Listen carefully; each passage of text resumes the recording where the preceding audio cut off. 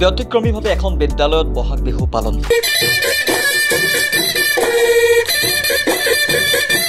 ক্ৰমাৎ হেৰাই যাব ধৰা অসমীয়া অলংকাৰ বহাগ বিহুত ব্যৱহাৰ কৰা বিভিন্ন ধৰণৰ গছ-গছনিৰ পাত, ঔষধি লতা, বিভিন্ন বাচন বৰ্তন ছাত্ৰ-ছাত্ৰীসকলক চিনাকি কৰি দিছে বিদ্যালয়খনে।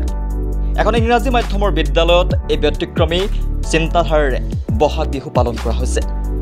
বিদ্যালয়খন হ'ল অভয়াপুৰীৰ এছিয়ান কিডছ ইংলিছ স্কুল। চাওক কিদৰে সুন্দৰভাৱে সজাই ৰখা হৈছে মঠিখাৰু, সুতলি, গগনা আদি।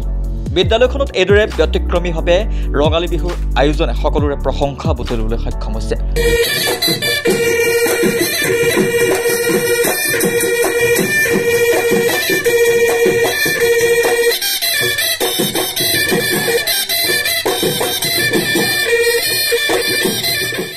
আপোনালোকলে অসমীয়া নৱবৰ্ষ তথা ৰঙালী বিহুৰ শুভকামনা জ্ঞাপন কৰিছোঁ। আচলতে আমাৰ বিদ্যালয়খন এখন ক্লাছৰ অধীনত চলি আছে। উত্তৰ সলমাৰা মহকুমাৰ অধীনত এখন ইংৰাজী মাধ্যমৰ বিদ্যালয়। কিন্তু আমি আচলতে গৌৰৱ অনুভৱ কৰিছোঁ ইংৰাজী মাধ্যমৰ বিদ্যালয় হোৱাৰ পিছতো কিন্তু আমি জন্মলগ্নৰে পৰা অসমীয়া ভাষা সংস্কৃতিৰ ক্ষেত্ৰত ছাত্ৰ ছাত্ৰীসকলক কিদৰে আগুৱাই লৈ যাব পাৰি তাৰে প্ৰচেষ্টা কৰি আহিছোঁ। আমাৰ যিহেতু PG ক্লাছৰ পৰা আছে, গতিকে আমি প্ৰতিটো ক্লাছতে অসমীয়া ভাষাটো বাধ্যতামূলক ভাষা হিচাপে ৰাখিছোঁ। কিন্তু কেৱল পাঠ্যপুথিৰ ভাষাৰে আচলতে ছাত্ৰ ছাত্ৰীক অসমীয়া ভাষা বা অসমীয়া লোককৃষ্টিক আচলতে চিনাকি কৰাই দিব নোৱাৰি।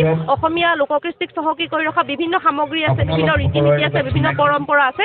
সেইসমূহক আচলতে ছাত্ৰ ছাত্ৰীক বুজাই দিয়াৰ এক প্ৰচেষ্টা কৰিছোঁ, এক প্ৰয়াস কৰিছোঁ। কি ধৰণে আচলতে আমাৰ চহকী কৰি ৰখা বস্তুসমূহ আছে, কি ধৰণে আচলতে আমি পৰম্পৰাগতভাৱে বিহুসমূহ বা পৰম্পৰাগতভাৱে আমাৰ যিসমূহ অনুষ্ঠান আছে সেইসমূহ পালন কৰোঁ, তাক দেখুওৱাৰ প্ৰয়াসেৰে আমি এখন প্ৰদৰ্শনী অনুষ্ঠান আয়োজন কৰিছোঁ। আৰু আমি ভাবোঁ যে এই প্ৰদৰ্শনীৰ জৰিয়তে ছাত্ৰ ছাত্ৰীসকল উপকৃত হ'ব আৰু নৱপ্ৰজন্মই যিসমূহ হেৰাই যাবলৈ ধৰা পৰম্পৰা শিকিব পাৰিব।